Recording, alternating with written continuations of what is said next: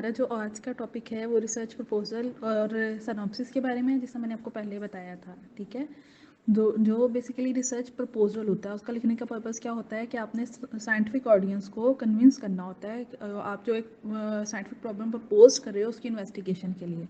ठीक है, और आपने उनको कन्विंस करना होता है किस बारे में कि ये जो है बहुत इंपॉर्टेंट है, इसकी वर्थ है। ठीक है, और इसको एक्सप्लोर करने का जो है ना वो बहुत जो है इफ़ेक्टिव आउटकम्स होंगे। ठीक है, आपने प्रपोजल में ये सारा कुछ बताना होता है। ठीक है, अब जो हमारा रिसर्च प्रपोजल है वो स्पेसिफिक होना चाहिए, इंटरेस्टिंग होना चाहिए। ठीक है, और उसके बाद जो है उसमें कुछ स्पेसिफिक पॉइंट्स क्लियर होने चाहिए कि जिसमें सबसे पहले क्या होना चाहिए कि जो आप रिसर्च क्वेश्चन ले रहे हो उसकी सिग्निफिकेंस क्या है। ठीक है, जो आप रिसर्च मेथड्स ले रहे हो उनके मेरिट्स क्या हैं, उनकी जो है इंपॉर्टेंस क्या है। ठीक है, फिर उसके बाद जो है जो आप प्रपोज्ड रिजल्ट्स हैं आपके वो किस तरह से कंट्रीब्यूट करेंगे एक प्रॉब्लम का सोल्यूशन के बारे में। ठीक है, तो ये सारी की सारी चीज़ें उसमें इंक्लूड होनी चाहिए।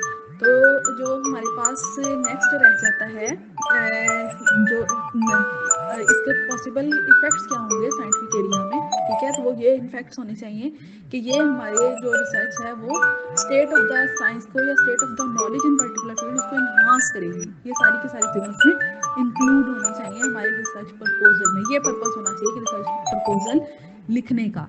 अब जब हम स्पेसिफिक किसी यूनिवर्सिटी में लिख रहे होते हैं, उसको किसी डिपार्टमेंट में लिख रहे होते हैं, तो उसी को हम साइनॉप्सिस कहते हैं। ठीक है, यानी एक short overview of the propose research problem. अब साइनॉप्सिस और प्रपोजल में क्या डिफरेंस है? अगर तो हम लिख रहे हैं सिर्फ और सिर्फ अपनी डिग्री के लिए तो वो रिसर्च प्रपोजल ही होगा और उसको हम जो है एकेडमिक लैंग्वेज में हम उसको साइनॉप्सिस कह देते हैं।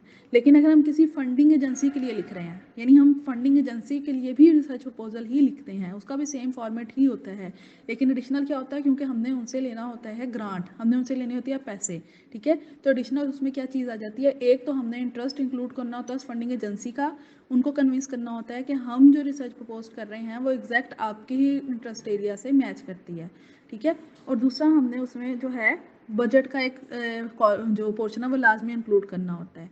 यहाँ पे उसको नहीं लिख दिया गया, लेकिन जो अभी मैं आपसे जो है डॉक्यूमेंट शेयर करूँगी। लेकिन आम तौर पे जहाँ पे भी हमने रिसर्च प्रपोजल फॉर जो है कि फंडिंग एजेंसी लिखना होता है तो बजट का एक पोर्शन लाजमी आता है।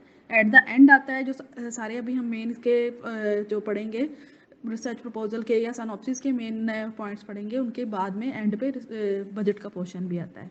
ठीक है, तो मैं आपसे अभी इसके जो फॉर्मेट है और वो सारी चीज़ें शेयर करूँगी। एक और इम्पोर्टेंट बात जो आपने याद रखनी है, जब आप रिसर्च प्रपोजल लिख रहे हो कहीं एडमिशन के लिए, ठीक है, आप किसी भी उसको लिख रहे हो जो प्रोफेसर है, तो आप उसको कन्विंस करना चाह रहे हो कि आप जो हो काबिल हो उस एरिया में। ठीक है, और आपको आइडिया है उसका बेसिक सारे उस पर्टिकुलर फील्ड का, तो हमेशा वही फील्ड चूज़ करनी चाहिए जो उसके जो जिस प्रोफेसर के पास आप जाना चाह रहे हो जिसकी पर्टिकुलर फील्ड है। ठीक है, और उसी के लिहाज से आपको रिसर्च क्वेश्चन चूज़ करके तो उसी तरह से आपको वो रिसर्च प्रपोजल बनाना चाहिए। इवन अब हमारी जो यूनिवर्सिटीज़ हैं उसमें भी पीएचडी में एडमिशन के लिए रिसर्च प्रपोजल जो है वो लाजमी है, वो आपने बना के लेके जाना होता है। लेकिन आप किस तरह से बना सकते हो कि आपने पहले से वहाँ पे किसी जो आपका प्रोफेसर है, कोई टीचर, आपने उससे बात की हो। ठीक है, आपने उसके साथ जो है डिस्कशन की हो और at the time of admission आपके पास ये रिसर्च प्रपोजल होना चाहिए। और अगर हम बाहर की यूनिवर्सिटीज़ में बात करें तो आप पहले उनको रिसर्च प्रपोजल और अपनी सीवी भेजते हो। ठीक है, फिर आप उनसे जो है कम्युनिकेट करते हो और फिर जो है वो आपको इंटरेस्ट शो करते हैं और आपको जो है कोई आगे फर्दर गाइड करते हैं। तो इस सारे जो प्रोसेस में जो आप लोगों ने जब इस तरह के किसी पर्पस के लिए लिखना है तो मेनली आपका फोकस्ड होना चाहिए उस पर्सन की पर्टिकुलर फील्ड के लिहाज से। ठीक है, और जो है उसका फिर पर्पस साथ ये भी होना चाहिए कि आप बताओ कि आपका जो प्रपोज प्रॉब्लम है उस फील्ड में वो कैसे इन्हांस करेगा साइंटिफिक नॉलेज को। ठीक है, और जो वो कैसे इंटरेस्टिंग हो सकता है और कैसे जो है फ्यूचर उसकी एप्लीकेशन हो सकती हैं, ये सारी चीज़ें उसमें कवर की जाती हैं। अब अगर हम इसकी ऑडियंस की बात करें ना रिसर्च प्रपोजल की, तो मैंने आपको पहले बता दिया, अगर आप एकेडमिक डिपार्टमेंट के लिए लिख रहे हो, ठीक है, ग्रांट अप्रूवल के लिए फॉर थीसिस या जो है किसी फंडिंग एजेंसी को लिख रहे हो, ठीक है, तो या आप जो है कहीं एडमिशन के लिए लिख रहे हो, तो हमेशा इसकी जो ऑडियंस होती है वो एकेडमिक डिपार्टमेंट्स या फंडिंग एजेंसीज, ठीक है, या प्रोफेसर्स या अकेडमिशंस ही होते हैं। ठीक है, और जो है जो रिसर्च प्रपोजल्स हैं वो broader range of the readers read करते हैं। यानी ब्रॉडर रेंज किस सेंस में हो जाती है कि वो लाजमी नहीं है आपकी सिर्फ पर्टिकुलर फील्ड के हों। आमतौर पे जब आप एडमिशन के टाइम पे अप्लाई कर रहे हो तो वो डिफरेंट डिपार्टमेंट से होकर वो प्रपोजल गुजरता है, ठीक है। और इसी तरह से जब आप जो है फंडिंग के लिए अप्लाई कर रहे हो तो वो डिफरेंट जो है जो ऑडियंस है उसके होके जो है फाइनल होता है। तो आपने इसको इस सेंस में लिखना होता है कि आम रीडर को भी आपकी बात समझ आए लेकिन वो इंटरेस्टिंग भी हो और साइंटिफिक सिग्निफिकेंस वाली भी हो, ठीक है। यहाँ पे देखो आप जब इंट्रोडक्शन आप लिख रहे हो किसी भी रिसर्च प्रपोजल का, किसी भी सिनॉप्सिस का, ठीक है, या रिसर्च प्रोजेक्ट का या कॉन्सेप्ट पेपर का, तो आप सबसे पहले इंट्रोडक्शन लिखते हो उसमें, ठीक है। इंट्रोडक्शन में आप क्या करते हो कि आप स्पेसिफिक ऑब्जेक्टिव बताते हो, साइंटिफिक सिग्निफिकेंस क्या है उस पर पोस्ट रिसर्च की आप वो बताते हो, ठीक है। और जो है आप बाकी जो पेपर्स हैं जो उस पर काम हो चुका हुआ है उसका आप प्रीव्यू देते हो। अगर आपके उस पर्टिकुलर जो आपने चूज़ किया है सब्जेक्ट उस पर काम नहीं हुआ तो उससे रिलेटेड काम अवेलेबल होता है, ठीक है। यानी आप किसी एक प्लांट पे काम करना चाह रहे हो और उससे उसका एग्जैक्ट डाटा अवेलेबल नहीं है तो उससे रिलेटेड डाटा अवेलेबल होता है। तो हम उसी को बेस बना के हम कह सकते हैं कि इसके ये प्रपोज्ड आउटकम हो सकते हैं, ठीक है। और जो हमारे पास इसकी ऑडियंस होती है वो ज़्यादा जर्नल होती है as compared to research articles के। तो हमारे पास जो है इंट्रोडक्शन वो ज़्यादा कम्प्रीहेंसिव होना चाहिए, ठीक है। और टॉपिक को जो है वो फुली एक्सप्लेन करना चाहिए उसको और इजी वे में अंडरस्टैंडेबल बनाना चाहिए इसको एक आम ऑडियंस के लिए, ठीक है। तो जो हमारे पास इंट्रोडक्शन है उसी में ही हमने need of the propose project वो भी बतानी होती है, ठीक है। पर्पस, नीड, ठीक है, ओरिएंटेशन, ये सारी की सारी हमने इंट्रोडक्शन में कवर करना होता है। अब बैकग्राउंड की अगर हम बात करें तो जिस तरह पहले हमने रिव्यू ऑफ लिटरेचर में देखा बैकग्राउंड का भी यहाँ पे वही वर्क है। तो यहाँ पे जो बैकग्राउंड है बेसिकली ये बताता है कि जो रिसर्चर है वो किस बेस पे ये रिसर्च करना चाह रहा है, उसको नॉलेज क्या है इस फील्ड का, ठीक है, कितना पता है उसको इस फील्ड के बारे में, ठीक है। तो हमेशा बैकग्राउंड को इस तरह से अरेंज किया जाता है। बैकग्राउंड के नाम से अगर आपसे पूछा हो या लिटरेचर रिव्यू के नाम से पूछा हो, ठीक है, दोनों का एक ही पर्पस होगा। आपने उसमें जो है डिफरेंट जो हेडिंग्स बनानी है, ठीक है। हेडिंग्स के अंदर जो है अगर आपको जो मेथड है एक पर्टिकुलर डिपार्टमेंट का, ठीक है, एक पर्टिकुलर यूनिवर्सिटी का, वो आपको परमिशन देता है तो आपने उसके अंदर हेडिंग्स बनानी होती हैं, ठीक है। हेडिंग्स के अंदर आपने जो मुख्तलिफ एक लॉजिकल वे में हेडिंग्स को अरेंज करके उसके अंदर डाटा लिखना होता है। और आम तौर पे जो रिसर्च प्रोजेक्ट होता है उसका जो लास्ट पोर्शन होता है, ठीक है, या रिसर्च प्रपोजल होता है या सिनॉप्सिस होता है, उसका जो लास्ट पोर्शन होता है वो मेथड्स होते हैं, ठीक है। यानी मेथड्स पे बस ये एंड हो जाता है। ज़्यादा से ज़्यादा नेक्स्ट इसमें जो है फ्यूचर प्रॉस्पेक्ट ऐड कर सकते हैं लेकिन वो भी हम इंट्रोडक्शन के एंड पे या बैकग्राउंड में ऐड करते हैं, ठीक है। फिर उसके बाद हम एंड पे बस जो तीसरा पोर्शन है वो मेथड्स का है वो ऐड करते हैं, ठीक है। यहाँ पे अब मज़ीद आप लोग देखो मेथड्स का बताया हुआ है। मेथड्स में आप क्या करते हो बेसिकली एक इम्पॉर्टेंट बात है कि आपने हमेशा इसको मेथड्स को फ्यूचर में लिखना है, ठीक है। मेथड या प्रपोज रिसर्च को कभी भी आपने प्रेजेंट या पास्ट में नहीं लिखना होता। आप रिसर्च प्रपोजल लिख रहे हो, आप सिनॉप्सिस लिख रहे हो, ठीक है, या आप जो है कोई जो रिसर्च प्रोजेक्ट लिख रहे हो, ठीक है, आप जो कोई कॉन्सेप्ट पेपर लिख रहे हो, सब में हमेशा आपने फ्यूचर टेंस यूज़ करना होता है, ठीक है, मेथड्स के उसमें। क्योंकि आप जो मेथड्स हैं अभी आपने परफॉर्म नहीं किया, आपने जो है सिर्फ लिटरेचर से उठाया है। आप लिटरेचर से उठाओगे, ठीक है, और लेकिन उनको प्रॉपर साइटेशंस दोगे ताकि पता चले कि आपने किसी साइंटिफिक नॉलेज से ही आप ये बात कर रहे हो, ठीक है। तो ये मटीरियल्स एंड मेथड्स जिस तरह रिसर्च आर्टिकल का होता है ये उसी तरह का सेम पोर्शन होता है। लेकिन इसको हमेशा मैंने आपको क्या बताया कि जो है वो उसमें लिखा जाता है, विल में लिखा जाता है यानी फ्यूचर में लिखा जाता है, ठीक है। फिर उसके बाद आप इसमें एग्जैक्ट बताते हो कि आप सैम्पल क्या यूज़ करोगे, ठीक है, उसमें आप जो है कितने एक्सपेरिमेंट लगाओगे, ठीक है, और आप उसको नेक्स्ट जो है क्या क्या आप उसके ऊपर परफॉर्म करोगे और डाटा को आप कैसे एनालाइज करोगे, ठीक है। और आप इसमें जो है प्लान भी पूरा देते होते हो यूजुअली। तो वो प्लान जो है आप इसका पैराग्राफ के फॉर्म में भी हो सकता है, ये डिपेंड करता है जो आप किसी फंडिंग एजेंसी को एड्रेस कर रहे हो तो उन्होंने बाकायदा प्लान का कोई फॉर्मेट दिया होता है, ठीक है, तो उसके ऊपर आपने देना होता है, या उन्होंने आप पे छोड़ा था फ्लो चार्ट बना दो, ठीक है, या फिर आप जो है जस्ट एक पैराग्राफ लिख दो। तो जो यूनिवर्सिटी का स्टाइल होता है यूजुअली वो पैराग्राफ लिखने वाला होता है, आप पैराग्राफ लिख दो मोर देन इनफ है।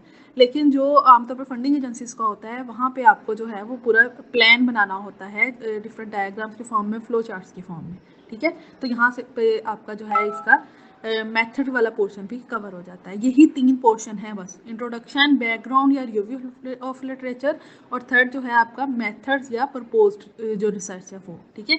ये 3 पोर्शंस होते हैं।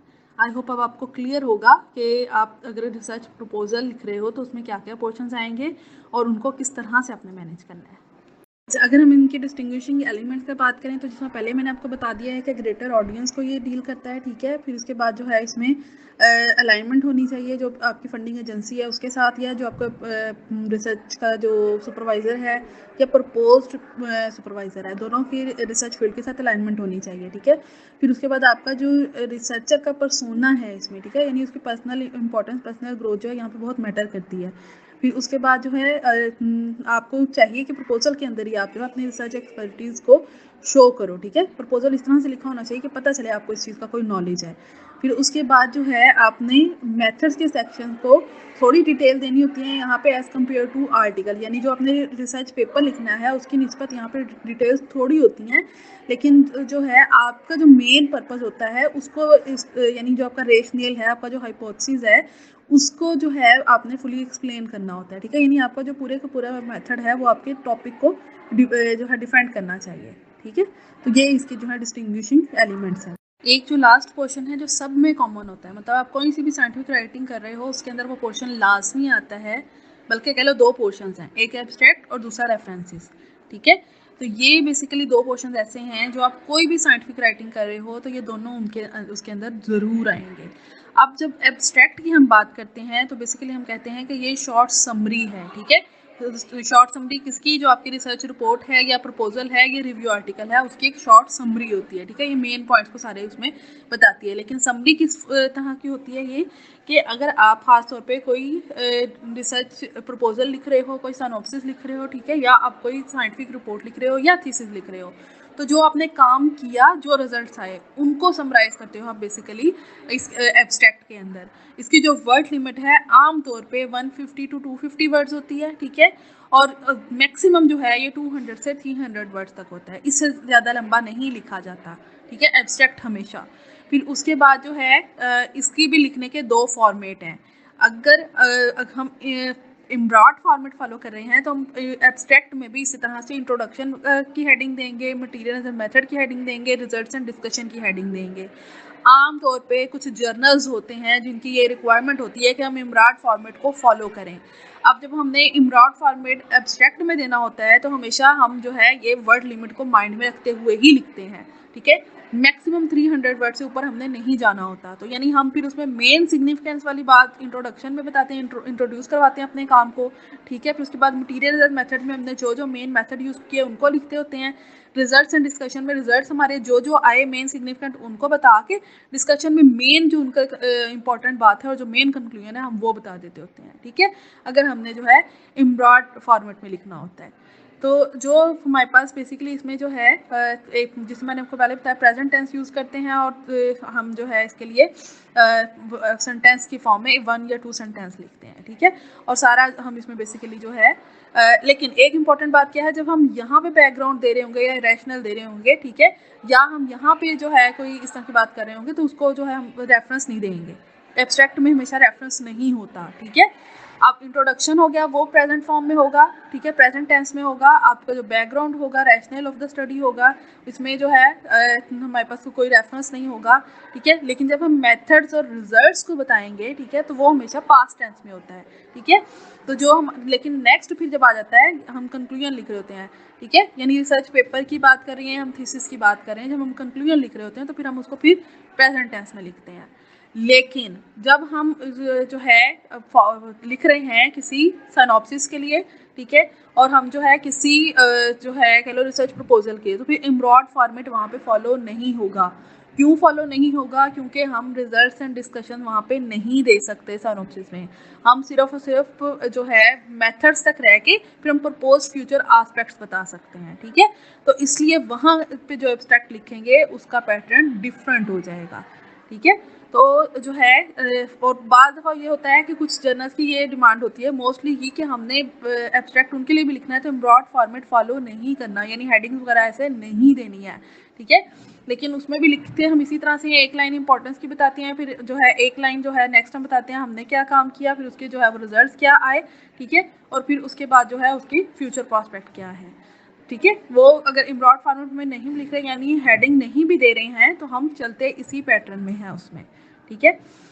और हमारे पास हमेशा जब भी हम एब्स्ट्रैक्ट लिख लेते हैं तो एंड पे एक हेडिंग देनी है, हमेशा ये याद रखना है, कीवर्ड लिखना है, एक हेडिंग और कीवर्ड्स के आगे 3 4 5 इंपॉर्टेंट वर्ड्स जो आपको पता है आपके काम को मेनली रिप्रेजेंट कर रहे हैं वो आपने वहां पे देने होते हैं।